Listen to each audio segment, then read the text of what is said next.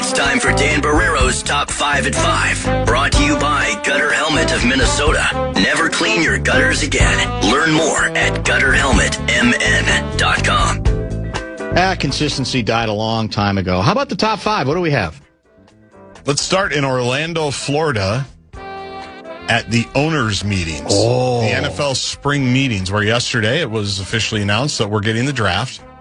We're very excited about that. But Mark Wilf also talked a little bit about the final 5 candidates. Well, he didn't really, but now we know who they are.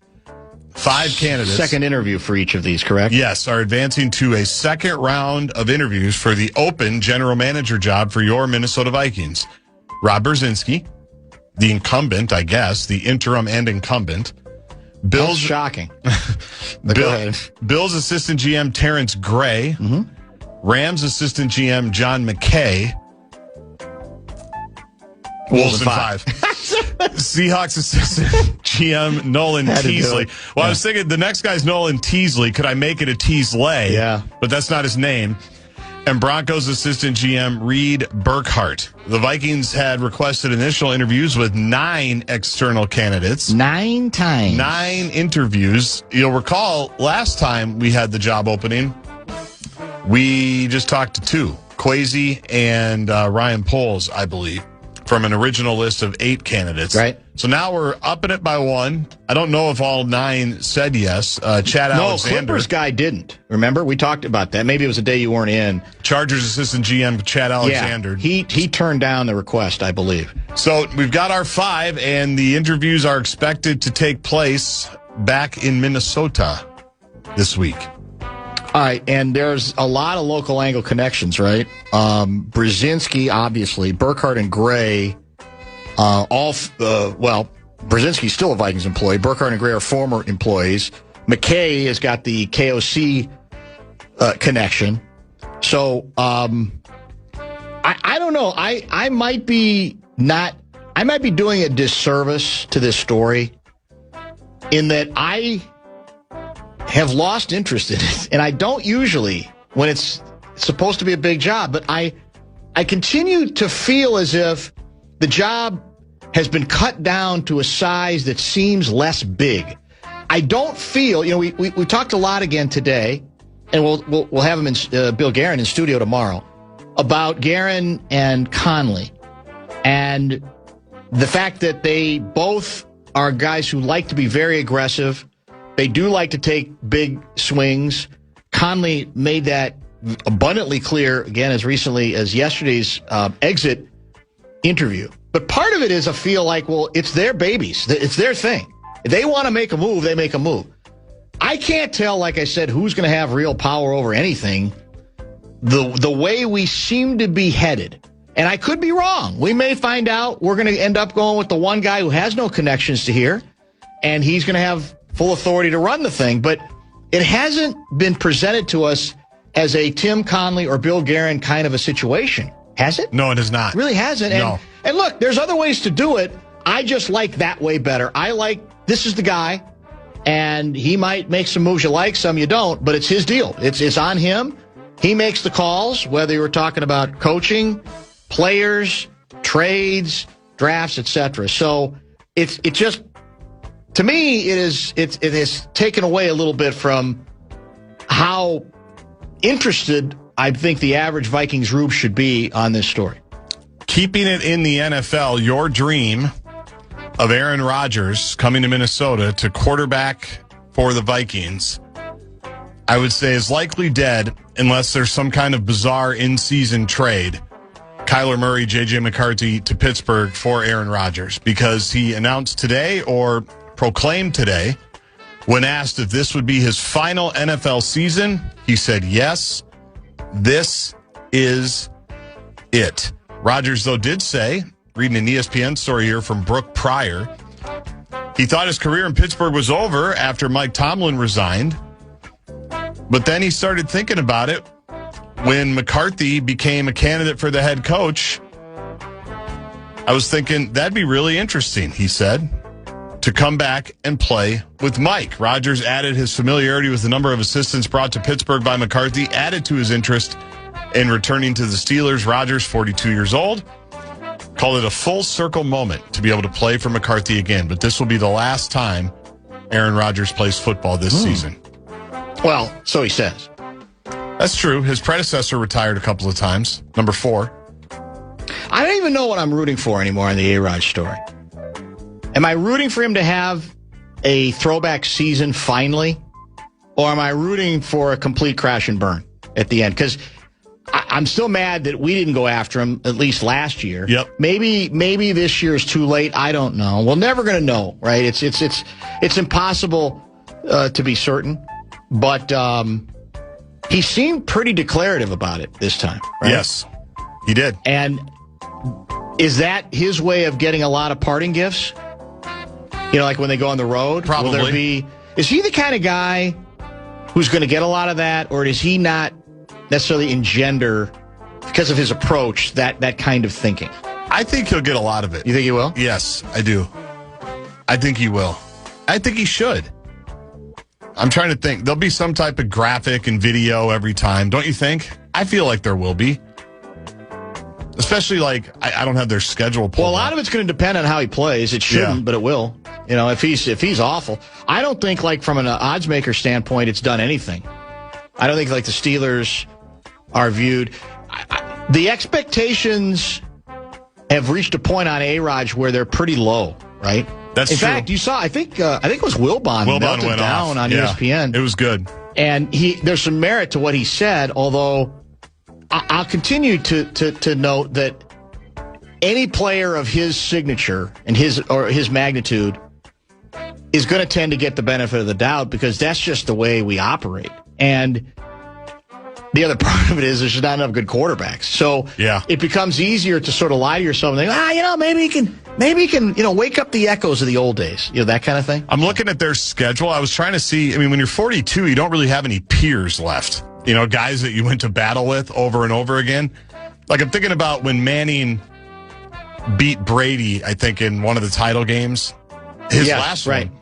And that was a great moment where, Manning, brought everybody in and was like, I don't know, this might be my last rodeo, I think is what he said. Just want to say it's been great to compete against you, blah, blah, blah. When you're 42 years old, you don't have a guy like that, especially when you've moved conferences. Like, they're not playing the Bears. They're not playing the Packers. They're not playing the Vikings, so there's not like a natural tie of a guy that he's gone up against over and over and over again to get like that emotional That's true. Final matchup. So I don't know. Maybe they won't. We don't play them, do we? No, they don't play anybody from the NFC North. That's what I thought, yeah. So we'll see. They play the Falcons. Maybe in the Super Bowl. It would have to be a Super Bowl. Yeah, it'd have to be. It would. It would have to be the Super Bowl. Kyler versus A-Rod in the Super Bowl. I wonder what kind of... If you went to Vegas, you could place a bet on that, I assume? Yeah, basically. I wonder what the return would be on that bet. Well, so it'd be like a parlay, probably. Is that what they call it? Yeah. That I would think. I don't know if you can bet specific matchups. Maybe you can. I've never done it. Okay. I've certainly never bet on the Vikings. I've never won any money on it. That's not very nice. I know that. Twins hit a couple of dongs today. Joe Ryan spun a gem. 9 strikeouts, 6 innings, scattered 4 hits, allowed just 1 run as your Minnesota Twins got the victory today, 4-1 against the Houston Astros. So they won the series. They took 2 of 3 from the Stros, having won a couple of nights, lost a tight one last night, and will now head to Fenway Park in a couple of days to take on the Red Sox. Do we not have... we didn't get much to... we did send down Royce Lewis. Yes. That story's been chronicled before. It's scary, right? When you consider what he was supposed to be at one point, and when he was energized on track, the program, right, in a way that's saying suddenly, even in Twins land, anything seemed possible. With a straight face, the name Kirby Puckett was being uttered, and it didn't feel ridiculous. Felt like he was hitting a grand slam every time he went up there. Yeah, he's back in AAA, and Jeffers is going to miss 6 to 8 weeks. That was the other thing I wanted to get to. Yeah, he's out 6 to 8, wrist. Right? Yeah. So, and he's been very good. He was. But you saw your guy Caratini, who replaced him. Dong, first time since April 13, and he caught 9 innings. That's what he did. The other stat I saw from Gleeman that was interesting, Andrew Morris is the 9th Twins pitcher to record a save this season. That's already tied for the all-time team record. 9 different pitchers. What does that say about our bullpen? I don't know. I know it's a different era. The bullpen stopper days are over, but it just seems a little bit crazy. But go ahead. Game 2, Western Conference Finals. Oklahoma City and San Antonio Davy is tonight. That's a 7:30. That's in the NBA. And in the NHL, it's Game 1 of the Western Conference Finals. The Vegas Golden Knights against the Colorado Avalanche. A game you can hear, Dan, right here on the Fan. Right here on the Fan. McCarr not playing for the Avs. He left Game 5 and has not played since. He's kind of day-to-day, I believe, is what I read, but he's pretty good and would have been nice to extend that series and not have to deal with them back in St. Paul for Game 6. That would have been pretty good. But the Wild gave up a 3-1 lead in the final 3 minutes and lost. So Packers at Steelers preseason week 1. I did see that. Did you see that? Yes. But I doubt you're not going to see A-Rod. That's why I didn't bring it up. Yeah. I could have, I guess, for the record, but it's irrelevant. I don't think A-Rod. I'd like to see it, but I don't think it's likely. Right? Correct. Very unlikely at that. The Fan, BigDeck.com. I want to give you a shot to win bonus bucks. It is our national cash contest. The final keyword of the evening is grand. Go to KFAN.com and enter the keyword grand. Back in just a minute. Bumper to Bumper with Dan Barrero on the...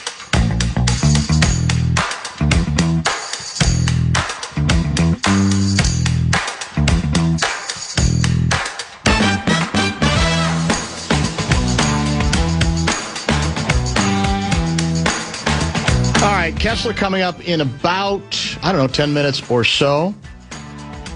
I'll ask him. I'll try to find out why he didn't respond to my text a few days ago from the Wolves game about my pillow guy. Maybe I'm blocked, don't even know it. If you're blocked via text, do you know it automatically? Will it say you can't? I don't know what the rules are on that. Maybe you can mute on text, too, like you can on X. Maybe that's what it is. Maybe I'm muted. That's possible. That would seem unlikely. You seem that'd be a little much? Yeah. I don't know. I think it's possible. Maybe he unintentionally blocked you. Well, yeah, that's happened from time to time for sure. There's no question about that. 64686, that is the Bradshaw and Bryant KFAN text line. Let me get to a couple of quickies here. This is from 651 guy regarding our A-section discussion right before the top 5. Dan, some tragic deaths get more publicity because they are perpetuated by a governmental agency that is supposed to be there to protect us, as in the cases of Pretty, Good, Floyd, and Castile. The story you detailed, while sad and tragic, was seemingly perpetrated by civilians with no ties to a government agency. When the populace feels like their government is hurting them and can't be trusted, that usually garners more outrage. What I would submit respectfully to 651 guy is the notion that, therefore, we can only do so in situations where a governmental agency is involved sends a message that I think a lot of people, if they're honest about it, would say should bother us more, should bug us more about what we're willing to sort of say, shrug our shoulders, it's just part of the deal, bad things happen. I honestly believe if there is more pushback, you're not going to take away these sorts of stories, but I think they're the idea that we can't do both, even if there are distinctions to be made here, it becomes... I said this earlier. There are way too many people, in my opinion, who are cavalier about car theft. It's a big deal. It happens in cities, and it's the nature of sort of what you have to put up with if you want to live in a metro area. That conveys a message, as far as I'm concerned, that should be unacceptable to everybody, because there are times where the worst case scenario can indeed take place. And a lot of people view that as a yawn. I don't really think we have much evidence that at the county level,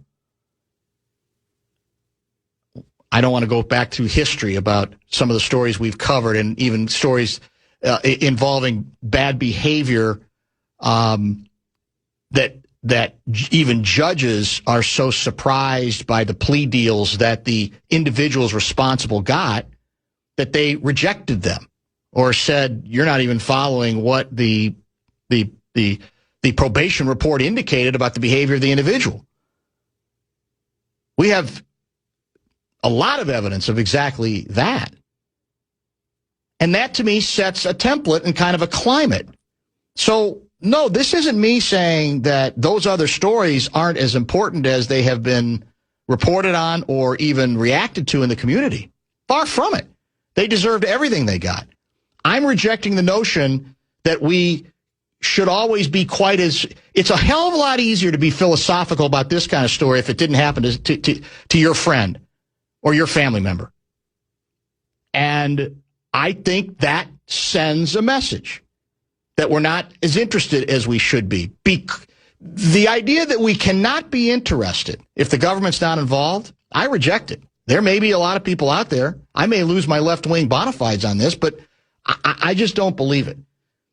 I don't know exactly what the answer is, but we've had too many examples of, as I said, I think a feeling of not taking enough of these stories seriously enough. And I do, if we believe how we respond and react to them publicly has some impact, then it shouldn't be radical to say that even if there's no governmental entity involved, that the notion that a poor guy parks his car where he works and has to worry about this and ends up losing his life as a result of it? Really? I don't think that should be much of a reach to say that attempting to convey a significant message here, even if the police are not involved in this case in any wrongdoing, even if that has nothing at all to do with the story. Harrison Smith versus A-Rod in the Super Bowl. Is Harry coming back, by the way? Has that been confirmed? Do we even know? No, I don't think it has been. Unless I missed it. I don't think it has been. So Hitman is actually turning his return into more of a Wagnerian opera than Aaron Rodgers did in terms of length, because Aaron Rodgers, at least now we know, he's back. Yes. Correct? Yeah. We still don't know on Harry? I don't think we do. Or do we now assume he's coming back? Yeah, maybe, because he hasn't announced that he's not. Maybe he is. O'Connell said at one of the pressers within the last couple of weeks that he hadn't talked to him in a while, and he did the whole, hey, just reminded me, I think I'll give him a call when we're done here. But I don't think we've seen anything official, unless I've completely missed it, which, as you know, is always possible. But I think I would have remembered the Hitman saying he was coming back. Well, I wonder if he'll agree to be our weekly Viking guest. He's been probably rumored He's been rumored before. Yeah. But once he finds out that everybody who does that gets cut or it doesn't come back, he may say, well, I want to be in control of whether I come back again next year. That's a quick way for, if they want to end his career with the Vikings, that's a quick way to do it, is put him on the show every Monday. Well, we'll see. We'll find out soon enough if it's not already established. Did you also notice real quick that I think this is I don't know if it's going to stay this way because this is just OTAs. It's very early in the process. But my guy, who's the Raiders' number one draft choice, the former Indiana QB, Mendoza. Yep. He's taking so far, his reps are with the third team. Making him earn it. And Kirk O'Chain's getting all the snaps. And I don't know how, again, it's May, but it makes me think that, and I don't know if they have enough other infrastructure in place in Vegas for the Raiders, but it makes me think that he's going to have a chance there. Because there's such a tendency to, he's the savior, we got to throw him out there, we got to give him everything. I tend to think the other way to go has become the better way to go. Give him time. Yes, let him learn. And it may even be part of their thinking is we still know we're going to stink for 2 years as we sort of rebuild our draft choice system and all that with our new regime. Led by one of the Kubiaks. One of the many Kubiaks. Yeah. You're right about that. Oh, that's the other. I didn't pay off the tease. Adrian Peterson. Now he was on with PA, but I don't think this is from that discussion. But I think he was on elsewhere, and I'd give proper credit to where, but I can't find the link. I just have the quote. This is Adrian Peterson. It's some blog. Or I should say, not a blog, a podcast. Okay. When I was leaving there, as in Minnesota, I just felt disrespected by the head coach. Not the organization or anything like that, just the head coach. Me and him kind of had a few words respectfully. I was just like, all right, it's probably best for me to do something different. That's Zimmer, right? That would be Zim. Yeah. And I guess maybe I'm forgetting how tense it was because it's been so long. How much did he have left at that point, too? That'd be another part of the story. I don't think he really went anywhere and blew up. They did butt heads. I think we already knew that, right? Pretty sure we already knew that. But I found that kind of interesting. But I think, what Adrian might be leaving out is because I don't want to relitigate the whole thing with the whippings and all that stuff. But if you recall, one of his complaints was that he didn't feel like he was properly supported. And, seriously, I mean, is there any willingness or on his part to take any responsibility for any of this stuff? It sounds like maybe not, although I quoted him in the PA interview about him talking about not returning the phone call of an assistant, and they kind of regretted that. So I don't know if that's the same time period or not, but it is interesting because now this stuff's, resurfacing because of the news that he is going to be inducted into the our Ring of Honor, right? What do we call it? We call it Ring of Honor? Yep, Ring of Honor this year. We don't know which game that is yet? If it's been established, I don't know. Is this too snarky that I would like to see him recreate the Fumbalaya missed handoff at the end of the first half in the NFC title game against the Saints whenever he is inducted into the... Is that too snarky? The stories a stadium could tell. Yeah. That cost us the game. Yes, it did. You can talk all you want about throwing behind, the across your body, all that stuff. Yeah. Missing, was it Berrien on the sidelines? Yes. It was Bernard Berrien? Yes. What cost us in that game, I think we had 5 fumbles, and that was the big one. We're in position. It was after a fumble. Reggie Bush muffed a punt. Oh, we're up exactly. Yep. We're going in. Sad, I remember that like it was yesterday. And Favre went one way and Adrian went the other, correct? On a hand, there was a bad exchange, and so we immediately and wasn't that inside the 20? It was inside the 10, I think. Was it that close? Yeah. Yeah. I think that should be recreated. I think we just did it now. Yeah, I guess I feel great about it. Feel a lot better about it? Yeah, I always do when we go down these roads. It's unfortunate. All right, Kessler is in the house? He is, and we just got his email. I assume to get around to it. My God. Kessler coming up. You're listening to Barrero on The Fan. At the views of the people in Congress and find out, are they pro-America or anti-America? Pat Kessler. Because people have got to know whether or not their president's a crook. Well, I'm not a crook. I can't trust Obama. He's an Arab. Pat Kessler. Tear down this wall. I did nothing wrong at the Minneapolis airport. Senator, you're no Jack Kennedy. Pat Kessler. And now, to help Dan break down all the tough questions in politics, it's our own Pat Kessler political wonk.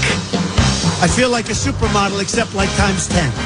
It's Channel 4's Pat Kessler with Dan Barrero on The Fan. Touchdown, Jackrabbits! Many of us are frustrated. I forgot about the Jackrabbits one. Getting Touchdown, results, Jackrabbits! That's pretty awesome. Well, the music's out, Pat. You just want to talk? Yeah, here's the deal. I need to defend myself because I've been hearing all sorts of things about me. You've been listening to the show today? I've been listening to the show, which I rarely do. Yeah. And today I'm listening, and I turn it on, and I'm getting just ripped for not responding to Barrero on all the... Turns out I've been texting the wrong... I've been texting your old St. Paul Channel 4 number, apparently. Yeah, landline. A landline. A landline. Well, but why would you think that I am having trouble with technology? Well, this was my text. This was the most recent one. Oh, I can't wait to hear. I think we're sitting directly behind my pillow guy at the Wolves game. I would have loved to have had that. But I don't know that I ever got it confirmed. I think a couple people did text that they thought he was at the game, but they said they saw him with a Trump hat on, And the guy sitting in front of me had no cap on. Well, you could always take it off. If That's you have true. a Trump hat on Yeah. At the basketball game, anywhere in public, Right. People are going to notice. People are going to do something. They're Right. going to respond to that provocative act. Oh, that's a provocative act? like Larry David. I was going to say Larry David built a whole show. Yeah, that's true. It was a great episode. Well, but I would have loved to have heard this about. Why are you wearing? Who are you now, Justin Jefferson? I am so. You got sunglasses on. I in am the studio. so flustered today by sending, not sending my list. And Is age finally catching up with you? And I ran out of the house without my eyeglasses, so everything's kind of blurry. Your eyes are kind of glazed right now. And also, what's going on? You are very handsome today, Dan. May I say I like your style? That's how myopic you are. Is what you're yes, saying. it is. Yeah. And I'm like Mr. Magoo. Look it up, kids, on the internet. Right. Yeah. So it's just been I've been kind of flustered trying to recreate the magic. Well, let's talk about Mike Lindell for a minute. Well, if hold on. He was there, the next time before we're going to do a wellness check on one of our guests, we'll make sure that Dan hasn't been texting his hard line. So before we call someone and go, we haven't heard from Kessler. Is he okay? So this is cascading in from one to another. I would have, and particularly with Mike Lindell, because I must say this about Mike Lindell. He might rip you, but he will engage you. I mean, he welcomes people to come up to him, and he was a guy who always answered the phone, and he will talk to you, and the first thing he'll say is, "You are terrible. You're ridiculous, and you're horrible." Right. And then answer the question. Then he'll turn around and answer. But good guy, gracious and open to talking to people. But that would have been awesome if you tap him on the shoulder. Yeah. So I did not know he was a big Timberwolves fan. Well, I don't know. Yeah, I don't either. It's weird because he turned around once to go up the stairs to the concourse, and I said, it kind of looks like Lindell. But then I said, no, I'm not sure. But then I did see somebody later come to the spot where you're sitting and say something like, identify himself as a delegate. So I'm thinking, okay, well, maybe that made me think, okay, maybe he's a Republican delegate. I don't know. I mean, is he the front runner, by the way, to get the nomination? Really hard to know. Really hard to know. It is. It's hard to know. He's got a lot of support out there. Oh, come on. And there's some really interesting candidates on the Republican side, and he has some very solid support. So I would not be surprised if he makes a very good showing. That's all I'm going to say. So too bad, you missed opportunity for you, both with seeing Mike Lindell and number two, engaging with me in the moment. Those are two things. So, all right, that's something else we got. And I've got mine. You got your own? You got your own version? Yeah. My God, is it the same newspaper? Look how narrow it's gotten.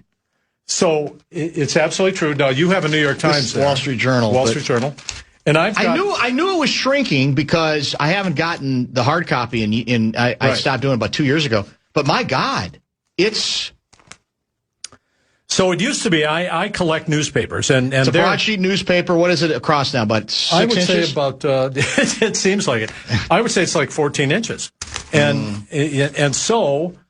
I have some newspapers in my collection from the early 1900s. You're a newspaper collector guy. Yeah. And it's like 24 inches wide. I mean, they're big newspapers. So this is the one I brought as I'm recreating the menu that I wrote for you. I don't have any. Yeah, I haven't even looked at your list yet because you sent it like 5 minutes ago. Well, I had to recreate it I couldn't find it. Well, that means, then how can you get mad at me on text when there's a list that you act like you made that you couldn't find? How is that any different? No, this is just, the beauty of this is that the list I made, and I put a lot of work into these lists. You do? I absolutely do. Oh. I start the night before. I spend the morning researching. I'm not kidding you. All right, well, I have one that's not on your list. All right, because you haven't seen my list. That's a good point. Maybe it is on your list and I don't know it. I've had enough here. All right, here's the have you ever participated in what apparently is becoming a big thing for males? It's called looks maxing. looks maxing. Okay, I've heard about this. Yes, tell me about it, though. Looks maxing, according to this story, this was in the Saturday, Sunday Wall Street Journal, their outstanding artsy kind of section. Love it. Young men are relentlessly pursuing physical ideals, I should say, via looks maxing. That includes, in the case of this example, he dyed his eyebrows, did neck exercises, and chewed extra firm gum that he'd seen looks maxers claim would help build the jawline's masseter muscles. And after seeing numerous before and after transformations, he ordered what's called a peptide stack, or a combination of several peptides for supposed enhanced results. Now, what they lay out here is that unrealistic beauty standards have long saddled women and girls, from models to movie stars, to the growing masses of GLP-1 users. Now, men and boys are facing their own heightened images of perfection, sharp jawlines, massive muscles, and glowing skin. The peptides part promise physical transformations and muscle recovery. Injectable drugs involved have not been yet undergone approval by the FDA and are currently sold primarily through an online gray market where they're labeled for research use only. I knew nothing about this till I read this story. Looks maxing. Are you participating or have you ever? Well, it's. I'm wondering why you're bringing it up with me, number one, but that's okay. I have heard of this, and I've heard of even more that young men and middle-aged men in particular, and some older men, are now participating openly, publicly, freely in cosmetic surgery. That's becoming a real big thing for men, as much as it might have been, or we might have stereotyped it for women. So on this particular thing, I've heard of only some of these. But yes, I've heard young men in particular are getting influenced by social media to do this, and it's a movement. I've heard it go to such extremes where you get your face massaged but pulled apart. It's a facial massage that changes the shape of your face? Of the shape of your face. And it sounds painful. It is very painful.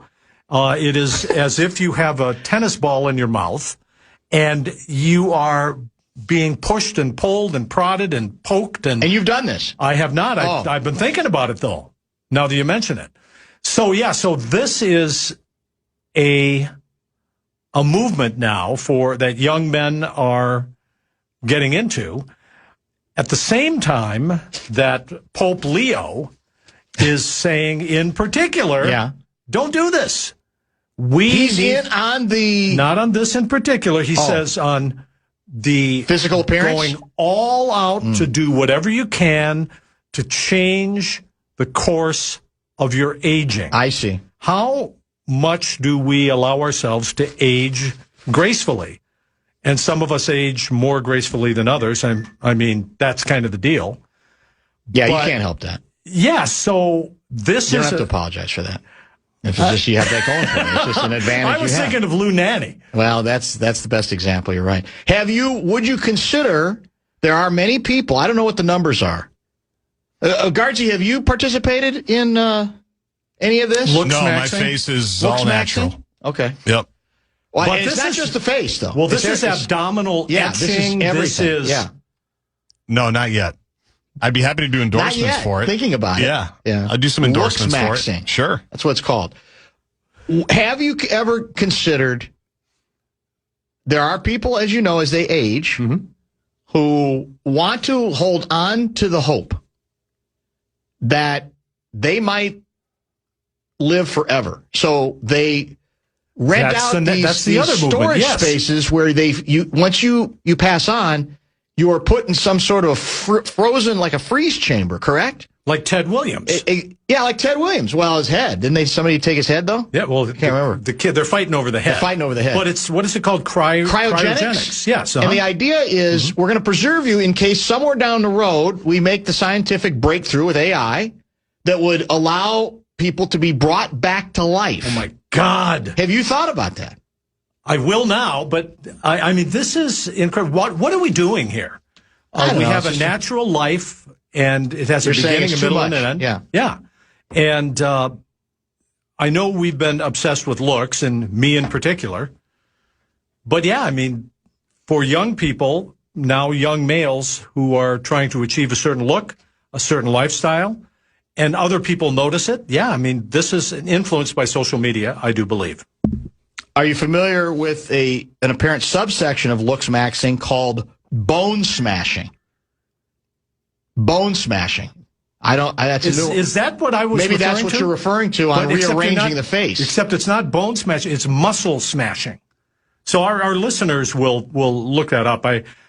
My knowledge on this is an inch deep and a mile wide, but I mean, I guess I shouldn't be surprised by this, but it's just, it's described here. Bone smashing is described as a highly dangerous viral social media trend where individuals intentionally strike their facial bones with blunt objects, hammers, bottles, or massagers.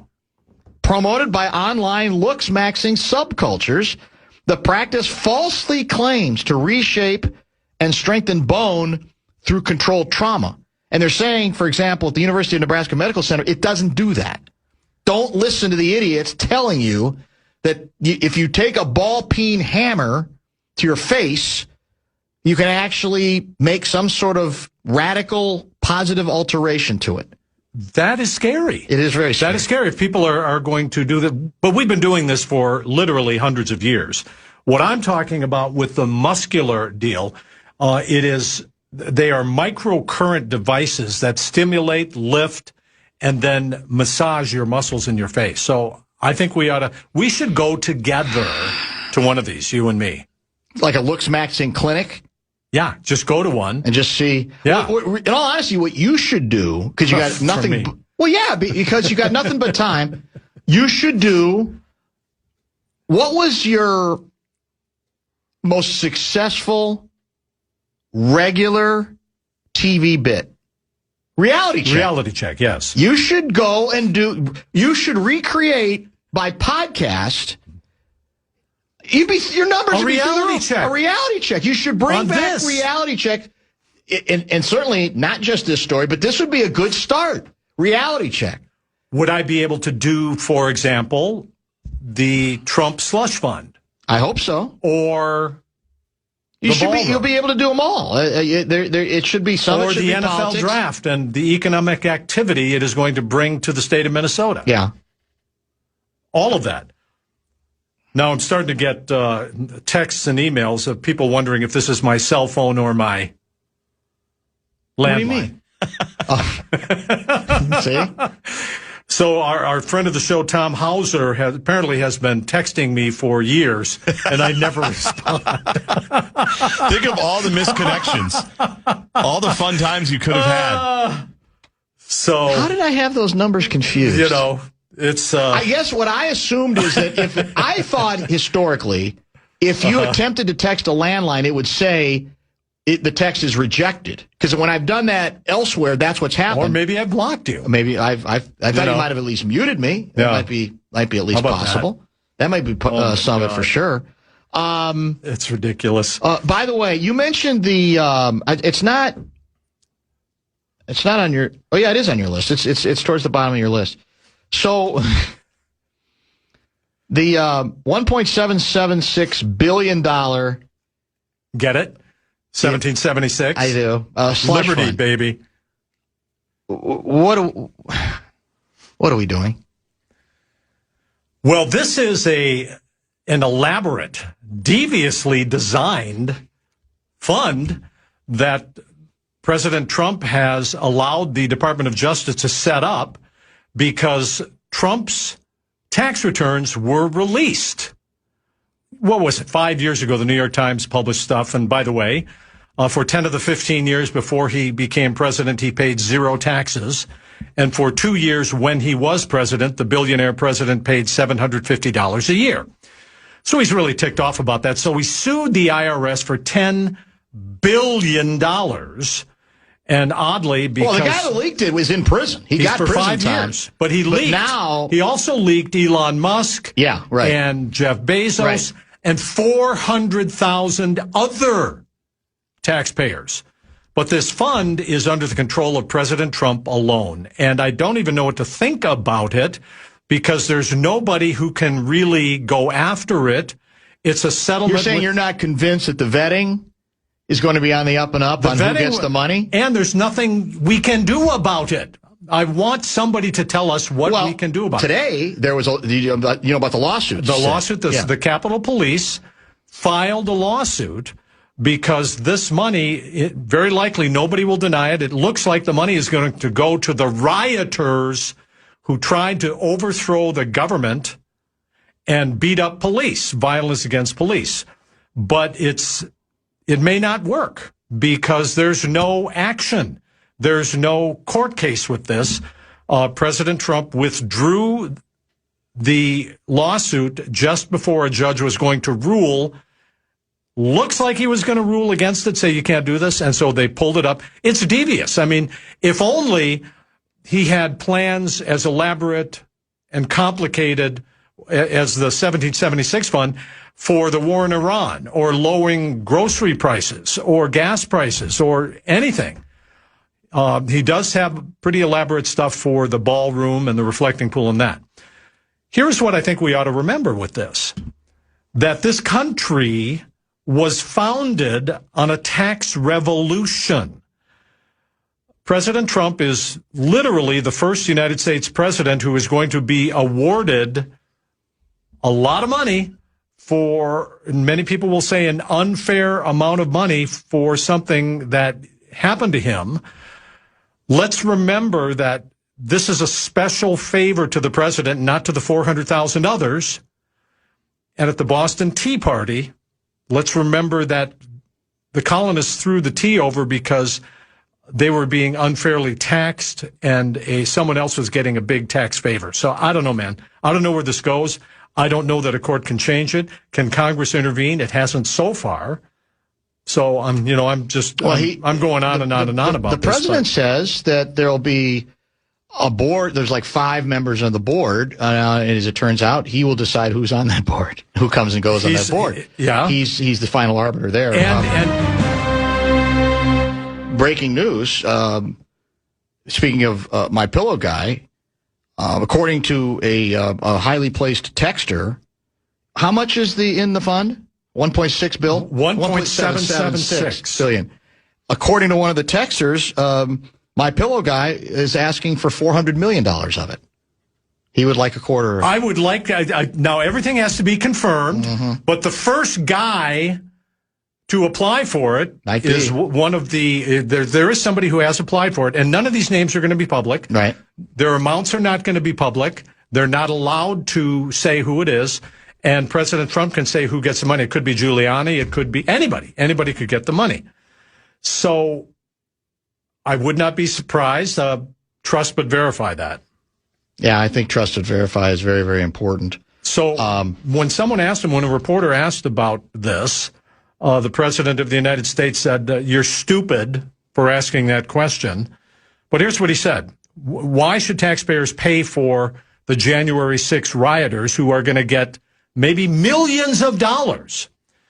And Trump, and this is a quote, because in my world, said the president, loyalty outranks law. They broke the rules for me, so you pay the bill for them. That's the transaction. Well, think about that. That's very mafia-like. Let me ask you a more of a state question. You describe the Minnesota legislature, the last session, as kind of a May session. I thought it was being I'm sorry. Yeah. I thought it was being lauded for at least there was some, for a change, a little bit of compromise. Now we'll get to some of the finer points, like the fact that the assault weapons ban never reached the floor. But I thought that this was being viewed as, okay, there was actually a little bit of give and take a little bit. I thought you were a give and take guy. I thought you sound like you're utterly and completely bored with it. Well, I came in expecting a lot more, particularly after all the things that happened in the state in the previous year. So I will say that the Speaker of the House, Lisa Dameth, who's running for governor, by the way, she did lead this legislature into many compromises, and many of them that she might not have otherwise done. But is it enough? For example, I know you drive this very expensive automobile. Massively. And I don't know what your license fee tabs are. They're pretty high. Let's say, I paid $700-800. You actually get penalized for an electric vehicle. You actually pay more. Then you get another $250 fee on top of your license tab fees. That's correct. Which is crazy. It's counterintuitive to me, but nevertheless. It's crazy. So you are going to get a cut in your license tab fees. Right? I was shocked, but only for a year. For a year, yeah. So is that the way we should have gone? Yeah. Who knows? Hennepin County Medical Center, that was saved. That was saved. That's a really big thing. Yep. Biggest thing is going to be a lot of the little projects in every town in Minnesota they agreed on doing that. So that's good. Those are all good. But I think what we're going to remember is the meat raffle and the agate license plate. Yeah. That's big. Contest. All right. The $64,000 question. Mm-hmm.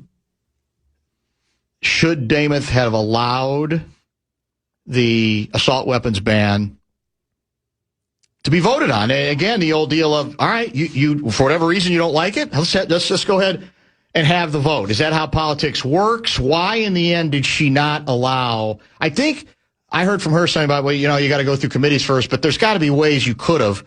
Would the better way for the Republicans have been have a vote? Stand on whatever your principles are, yay or nay, whatever you think of it, because even when the Democrats were in charge of everything, there were a couple of bills that didn't get through. It's true. So why not have the vote? It's a really interesting question because if you're the Speaker of the House, she absolutely had the power to allow it to come to the floor, even without committee hearings. The thing I think that bothered some advocates of an assault weapons ban, including the parents and teachers at Annunciation School and the parents of the two children who were so tragically killed and murdered, she had reportedly told them that she would allow a vote on the floor. But it's easy to stall in committee. You can not bring it up. You can stack the committee. You can, it never went through any of those committees. Right. And that's what I think a lot of people expected. And I think that will be among the bigger disappointments of this session. Having said that, Dameth is in charge. She showed she is competent in handling all of this, and it's a very complicated situation with all of the legislation and satisfying everybody. But it's a bad vote for her caucus, for Republican caucus. So I think she did the best she could with what she had, and it left some people disappointed. All right, let's make this top of the hour break. We got a lot more to get to with Kessie. A couple of good questions coming in to the Bradshaw and Bryan KFAN text line. We'll continue with him. I'll try to figure out what number I should call to actually text him as well during this a fairly brief break. Back in a minute. This is Bumper to Bumper with Dan Barrero on The Fan. From the one.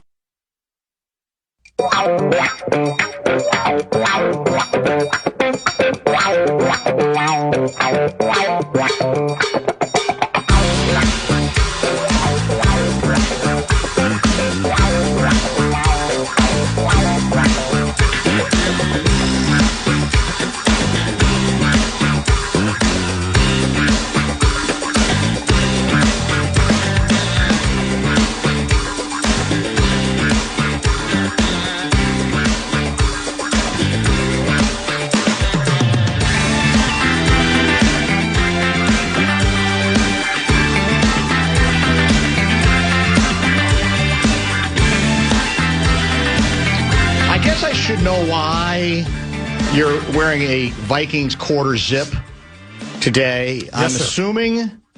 How much of a kickback do you get from Bagley with the announcement that the Minnesota, the state of Minnesota, I guess more specifically Minneapolis and other parts of the metro area, will be hosting the 2028 National Football League draft. What is your share? That is fantastic. Why? Well, I get the same share as the amount of state money in the bid, which is zero. Are you sure?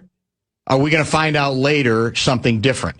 Do you remember when we got the last Super Bowl and then Gaardsy, we spent a whole day. Little, I remember. Yeah, in fact, you may have been still reporting on it in those days. I was. All the extra perks all of a sudden, that we handed to the NFL to say, oh yeah, whatever you need, we'll take care of it. It's like bear fur coats given out to the players, right. Cigars on the top of a bar in downtown Minneapolis. No, this is a tremendous thing. What has just happened? Getting the NFL draft, I think this is frickin' awesome. And so I'm wearing a Viking 3/4 zip just because I'm celebrating. It's so great. No, I mean, what is it that you have against this? I'm serious. I'm not. This is such a tremendous thing. Against it. I'm just not sure it's as momentous as you want to believe. I have not missed an NFL draft. I mean, just watching them from beginning to end. Not on Saturday and Sunday. That's false. You do not. It's absolutely true. Somebody who's got my gals, a polygraph. Who's got Cash Patel? God, I don't believe if you have. I don't believe if you have my gals, text her and ask her if we watch the NFL draft every single year. We watch the NFL draft, and by the end of it, and I mean to the point where I researched the song they play. Gaardsy, why does he do this? 50 years in TV. Oh, that's true. I researched the song they play. Da da da da da da. And for the fourth pick in the NFL draft. Well, Gaardsy's got this. That. Mm-hmm. You love that. That is a song from the early 1960s. See you in September. I'll be I'll be away each and every night. Someone will tell us while you're away. Don't forget so they stole it from that song? And then the song is See You in September. Yeah, so See You in September. It's awesome. Great song. I love the NFL draft. I'm so glad we have it here. There are going to be hundreds and hundreds of thousands of people coming down to downtown Minneapolis, and we deserve it. We deserve this. What is it that we're shutting the schools down for a month for this? Fine. And you think that's fine? Fine. Just so we can be validated again? How many times do we need to be validated? Every single day. Here's the thing. So this will, I think, enhance the brand. I think it improves the brand of Minneapolis. People need to know that we're not all riots and shootings and ice. Come on, man. I think this is going to be it's the football draft. It's going to be great. Well, okay, so why do people come in from not just all over the country, but first of all over the world? They'll come to this draft. They will. That part they won't. 15 to 22%. They might come from Andover. Draft visitors come from other countries. Since when did you just take the word of a Chamber of Commerce press release? This is true. So the press release with the Chamber of Commerce and the football team. I have a lot of issues with the numbers they put out, the economic impact, because I don't think it's that great. I just don't. But you know what, now you're Dan? speaking to me. I don't care. Well, at least you're honest. Care. At least you're honest about it, I guess. None of this is state money. The economic impact isn't state money. Unlike Pittsburgh last year. Negligible. Unlike Pittsburgh last year, the state of Pennsylvania put in $19 million to aid the NFL draft. So, and so far we have $0. So, we may have cut the license tab fees, but we did not spend money on the NFL draft. And I personally think that we should have an organization like Wendy Blackshaw's Minnesota Sports and Events. God, well, listen, Dan, if you don't want this... If you drop every name, you're not going to get anything out of it. Well, yeah, you will. You'll probably get more free tickets. They're not going to Hank. I get no free tickets. So here's the thing. Would you feel differently if this was WrestleMania? Not really. Who are you? I don't know. Our listeners care a lot about this, and they're going to care if WrestleMania comes also. Ask Pat what this means. Governor Walz has signed the public safety bill that includes provisions banning prediction markets in the state. The first legislative act to explicitly ban these platforms. The bill, scheduled to take effect Aug 1, is set to be challenged by PMs and or something called the CFTC. So what's this all about? I think it's on your list. Actually. Yeah, it is actually. It's a really interesting bill. We have completely banned it in the state, but immediately, I mean, the Trump administration moved very, very quickly. I think he signed it on Monday, and the lawsuit was filed yesterday. The Federal Consumer Agency that regulates this, to stop it, to go to court to stop it. What this would do would ban people in the state of Minnesota from using Kalshi and other prediction markets. What are some of the other ones? Polymath or something. Yeah. No, poly something, yeah. And so the federal government, the state of Minnesota says that this violates our laws against online betting and that this is a way to circumvent the Minnesota law. So they're going to court with that argument. And the federal government says this is a legal thing, and we control this. We control the federal consumer betting and all of that. So they're going to go into court to try to stop it. Now, this has become really amazing. I mean, we could bet on, for example, whether Minneapolis is going to get the NFL draft. You could have made a lot of money just a week ago on this. President Trump's allies apparently are betting on whether there's going to be a bombing of Iran or there's going to be a ceasefire, and people are making hundreds of thousands, even millions of dollars off the Kalshi markets. So is this a thing? I mean, it's a fascinating thing to me, looking at what Kalshi is doing and the other brand names of the prediction markets. I think it's a fascinating development in society. And I think they are as accurate when people bet on things as polling, as scientific polling. I really feel like is the president going to win, or is Klobuchar going to win the governorship? I mean, all of this you can bet on. Did we get any closer to a more conventional betting bill? I mean, we've been talking about this with you for like 20 years. So. And what have I said each year for 20 years? Don't believe it until it happens. Yes, because there just is not the appetite in the state of Minnesota for passing a sports betting bill. It may be close, but not enough people are in favor of this. You've got people on the left and people on the right, and they've joined together on this bipartisanly to stop this from happening. As we see more evidence coming every year that maybe we should not do this. There are other states that are trying to reel it back a little bit. So what is the impact on society? And I think people are paying attention to that now. What a but Puritan. No, didn't, except when it comes to spending money in the NFL draft. That's true. Then you're fine. Let it go. I'm fine with it. Regarding the looks maxing discussion that we started this segment with, Clayton from Rochester writes, "You're talking to the farm boy who tossed hay bales all day, then threw on his best pair of jeans, and then said, 'Come and get it.'" That's pretty well written. That is really good. You didn't need no looks maxing. That is really, really good. No, not back then. No, come and get it. Is that literally what you used to say? I would. Yeah. And I'd have to wait to get in the bathroom to take a shower to get all of the hay dust and I didn't think you guys had a shower. We had one shower, and with 13 kids and 2 adults. So we had to wait in line. So I'm assuming with water supply and everything, we shower once a week? We tried to do it. You get to this age where you got to wash up. Yeah, sure. Because you want the girls to know that you're clean. That's it. So you get up earlier and earlier and earlier. And so my brothers and I and my sisters, we'd be starting to get up at 6 and then 5 and then 4. Honest to God. And then you have to wait for half an hour for the water to heat up again. So that's the deal. So it was just one bathroom, 15 kids. These are great stories for the autobiography. Are you still working on it? I mean, I don't know. It's a story. The stories cannot be told. I bet you some of them could now. There's statute of limitations. Yeah, that's true. That's true. People have forgotten. I was never arrested. So did you go to the Twins day game today? I did not. Okay. Oh my God, I totally forgot about it. You have a Twins cap. I do. And you got the Vikings quarter zip. Anything else represented?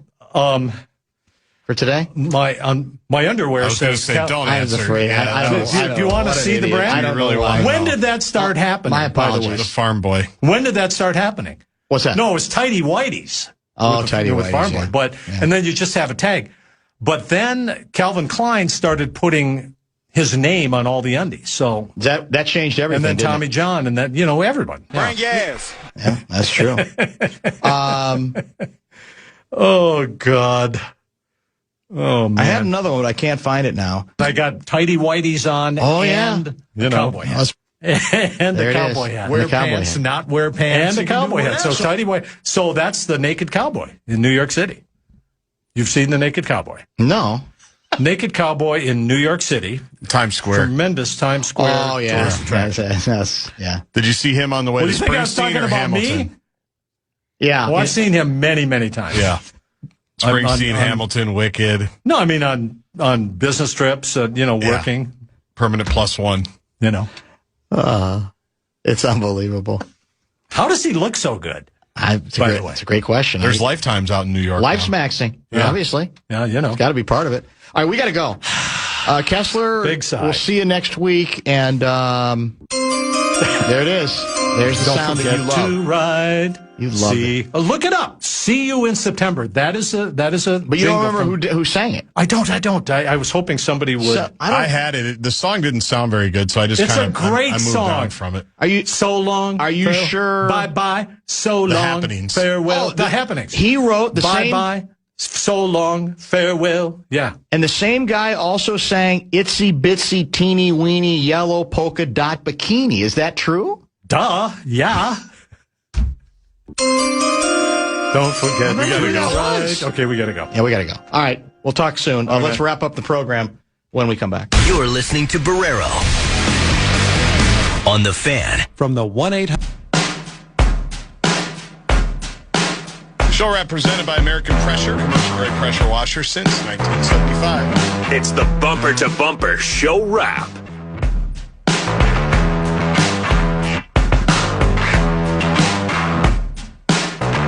All right, Gaardsy, we may have to do some checking overnight. Kessler's getting ripped that the quote he attributed to Trump is apocryphal. Is that true? Do you know that story? I don't. I actually didn't hear him say it. I was doing something else. You were busy. I'm trying to see if I can find a couple of the people who've complaining about it. I can't find it now. We'll attempt it. We'll try to do a deep dive on that particular issue. A couple of people said that they've done some research online, and it's a quote that's been attributed to him, but that he didn't actually say it.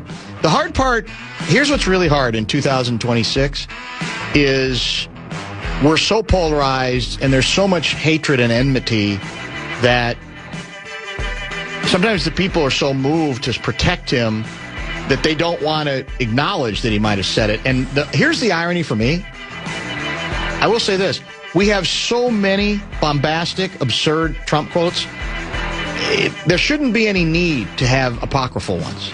Does that make sense? Yes. That's the part that is very confusing. But we'll see if we can get to the bottom of that. And if nothing else, try to discuss it with him next week. Excellent time with Russo Radio today. He joined us in the 3 o'clock hour in studio. Good hockey discussion as always. And Kessie, as we said, 4 o'clock hour was a veritable potpourri of many things. Another in-studio visit tomorrow, this time with Wild General Manager Bill Guerin. He's going to be with us the 3 o'clock hour to talk all puck-related stuff and maybe some other things too. So we're very much looking forward to that visit.